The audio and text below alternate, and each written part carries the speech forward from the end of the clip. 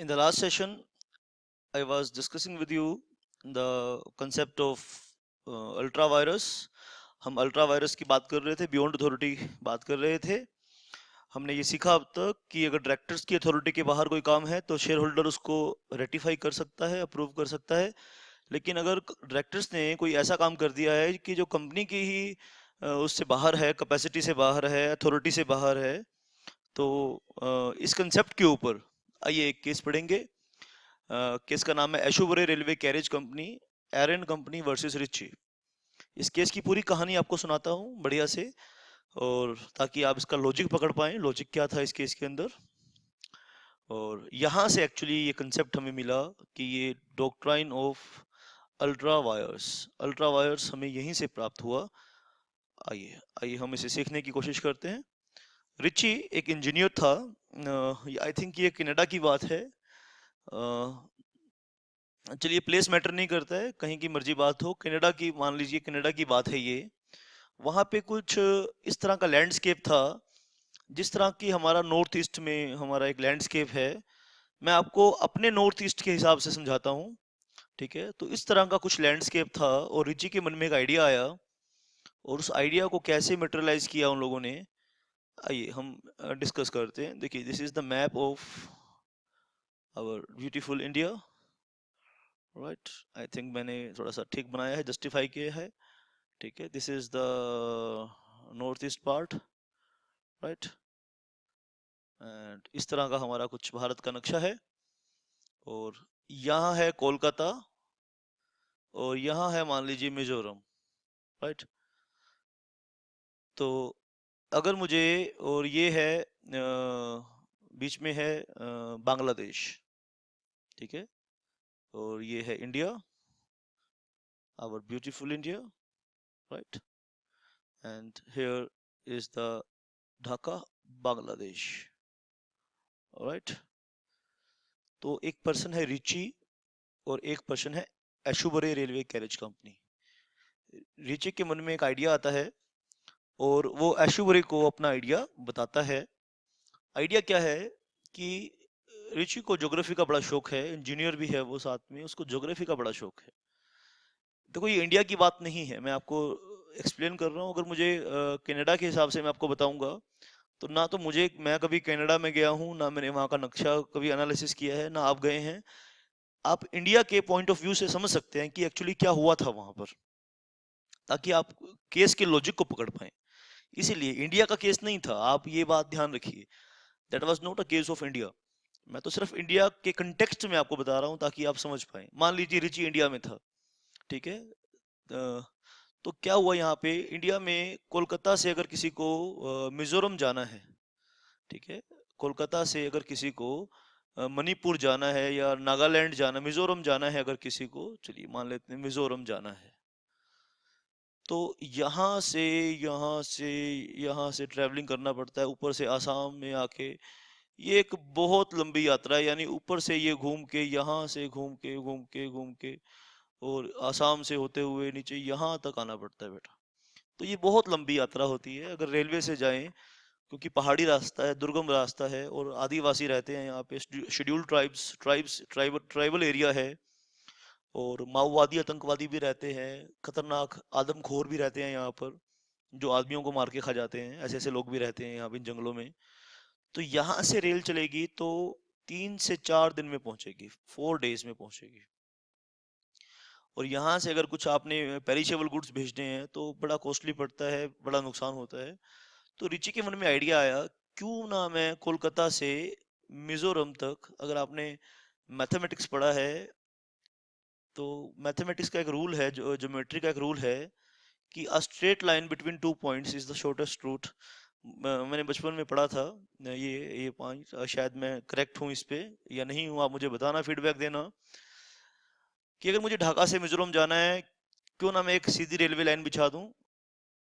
क्योंकि ज्योमेट्री का एक थ्योरम है कि straight line between two points is the shortest route.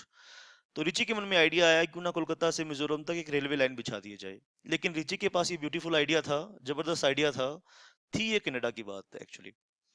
तो लेकिन रिची के पास फाइनेंस के लिए पैसे नहीं थे, उसने आशुबरे रेलवे कैरेज कंपनी से बात करी, देखो ये आइडिया है, हम एक रेलवे लाइन बिछाएंगे और इस पे इसको लीज पे देंगे, इस रेलवे लाइन को, जो भी इस पे माल ढोएंगे, सवारी गाड़ी जाएंगी, उससे हमारे को रॉयल्टी आएगी।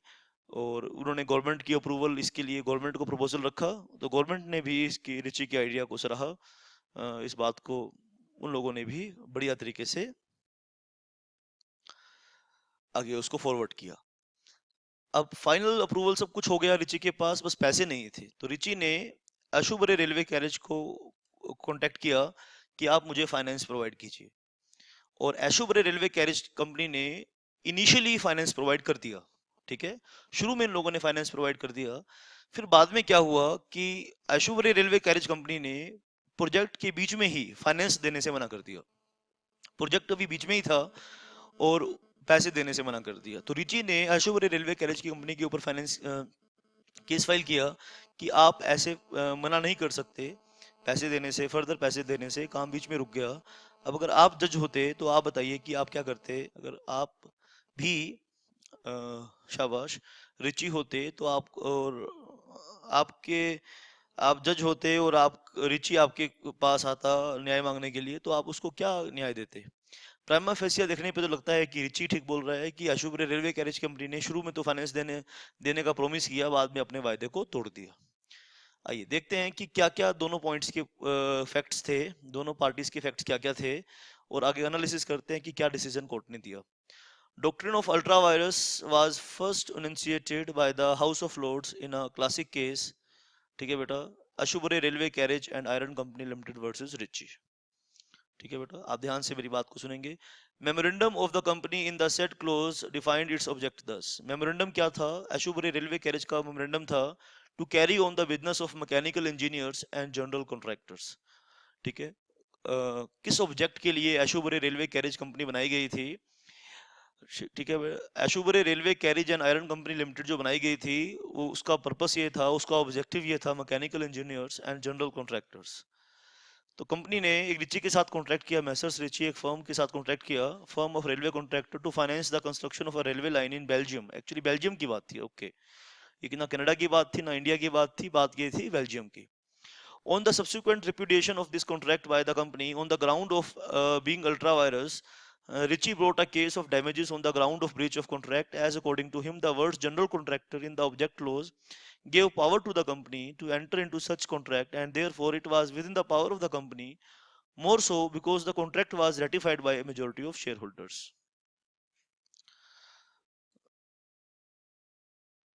तो हुआ क्या कि अशुभरे रेलवे कैरेज ने फाइनेंस देने से मना इसलिए कर दिया क्योंकि अशुभरे रेलवे कैरेज कंपनी बनाई गई थी मैकेनिकल इंजीनियर्स और जनरल कॉन्ट्रैक्ट वाले काम करने के लिए। और ये कंपनी ने क्या कॉन्ट्रैक्ट कर लिया था रिची के साथ?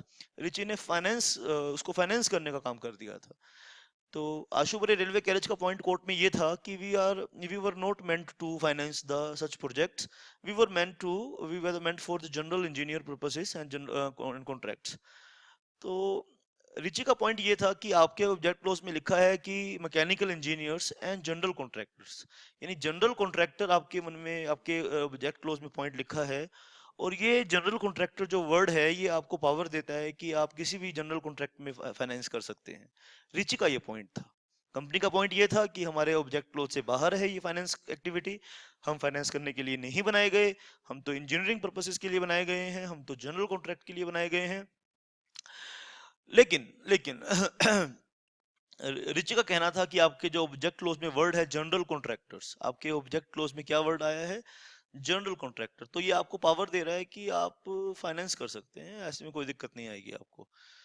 तो कोर्ट का क्या पॉइंट ऑफ व्यू था, ये कोर्ट के पॉइंट ऑफ व्यू के समझते हैं। तो रिची का कहना था कि जो वर्ड है जनरल कॉन्ट्रैक्टर, ये आपको पावर देता है। ये क्या पावर देता है कि आप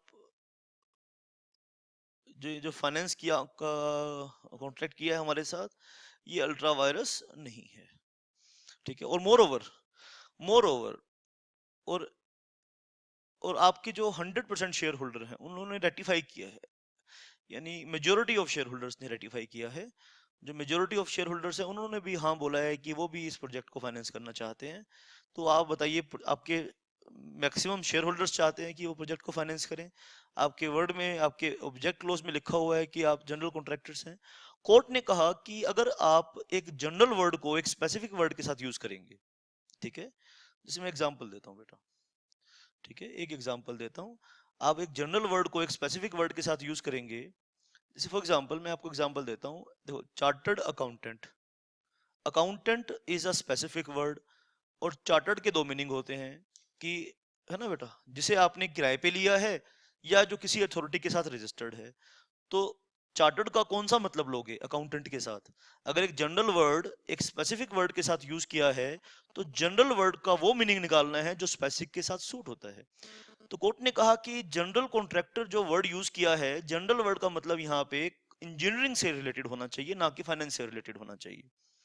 तो कोर्ट ने कहा कि ये काम जो है फाइनेंस का काम है, ये कंपनी की अथॉरिटी से बाहर है। कंपनी अपनी अथॉरिटी से बाहर जाके काम नहीं कर सकती। कंपनी अगर अपनी अथॉरिटी से बाहर जाके काम करेगी तो वो वॉइड होगा। इससे कोई फर्क नहीं पड़ता कि मेजॉरिटी शेयर होल्डर्स ने उस कॉन्ट्रैक्ट को अप्रूव किया है।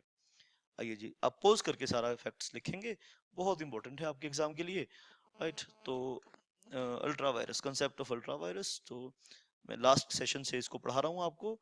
आप कोई भी डाउट है तो आप पूछेंगे। House of Lords held that contract was ultra vires the company and therefore null and void.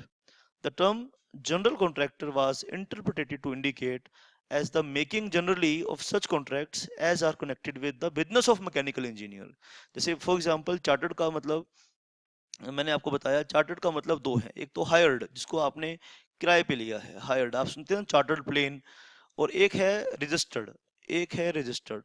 तो अकाउंटेंट के साथ कौन सा वर्ड ज्यादा मैच करता है? अकाउंटेंट के साथ जो ज्यादा मैच करेगा वो आपने लेना है। तो देखिए आपने ऑब्जेक्ट क्लोज में वर्ड लिखे, ऑब्जेक्ट क्लोज में लिखो वर्ड लिखा मैकेनिकल इंजीनियर्स, आपने एक वर्ड यूज किया मैकेनिकल इंजीनियर, और जनरल कॉन्ट्रैक्टर्स। तो जनरल कॉन्ट्रैक्टर्स का मतलब आपको मैकेनिकल इंजीनियर के कंटेक्स्ट में देखना है। रिची का कहना है कि वहां पे लिखा है जनरल कॉन्ट्रैक्टर, तो आप किसी भी कॉन्ट्रैक्ट के अंदर फाइनेंस कर सकते हैं, ठीक है। तो आपको फाइनेंस, आपको ये आपका ऑब्जेक्ट क्लोज एम्पावर कर रहा है, और सबसे बड़ी बात यह है कि मेजॉरिटी शेयर होल्डर्स आपके पक्ष में, इस कॉन्ट्रैक्ट के पक्ष में है। तो कोर्ट ने कहा इससे जी क्या फर्क पड़ता है, ठीक है। House of Lords held that contract was ultra vires the company and therefore null and void. The term general contractor was interpreted to indicate as the making generally of such contracts as are connected with the business of the mechanical engineers. Court held that if every shareholder of the company had been in the room and had said that is a contract which we desire to make, court ने कहा कि इससे अगर एक situation assume कीजिए कि सारे share holder आपके कमरे में बैठे हैं और सब कहते हैं कि हम ये कॉन्ट्रैक्ट करना चाहते हैं, हम इसको रिची को फाइनेंस करना चाहते हैं। कोर्ट कहता है कि फिर भी कंपनी उस रिची को फाइनेंस करने के लिए की पावर नहीं है, क्योंकि वो काम कंपनी के ऑब्जेक्ट क्लोज से बाहर है। अल्ट्रा वायर्स यानी beyond the authority of the company, share holder भी उसको रेटिफाई नहीं कर सकते, डायरेक्टर भी वो काम को नहीं कर सकते। तो डायरेक्टर्स को कंपनी के लिए काम करते हुए ध्यान रखना है कि वो कोई भी काम करें तो वो काम करें जो वो कंपनी के लिए, जो कंपनी जिस काम को कंपनी करने की ऑथराइज्ड है, ठीक है सर। तो हमने लास्ट सेशन में जितनी भी स्लाइड्स हैं, आपने प्रीवियस सेशन में स्लाइड्स देखी थी बेटा, आप सब स्लाइड्स को एक साथ देखिए। An act beyond the authority of director, ultra vires, ultra vires the company, share holder can not ratify, could not be ratified. Last session में हमने देखा अगर एक्ट है, act beyond the authority of board है, अगर directors कोई ऐसा काम कर रहे हैं जो उनकी अथॉरिटी से बाहर है, अगर वो अल्ट्रा वायरस है या वो इंट्रा वायरस है, कंपनी के वो अल्ट्रा वायरस है या इंट्रा वायरस है। अगर वो अल्ट्रा वायरस है तो शेयर होल्डर उसको रेटिफाई नहीं कर पाएगा, ऐसा हाउस ऑफ लॉर्ड ने डिक्लेयर किया in the case of Ashbury railway carriage company versus Riche के वाले केस में। अगर ये इंट्रा वायरस है, intra vires means within the authority, could be ratified by the shareholders. आप इस चीज को अच्छे से पढ़िए बेटा, कोई डाउट है तो आप मुझसे पूछिए। Thank you very much.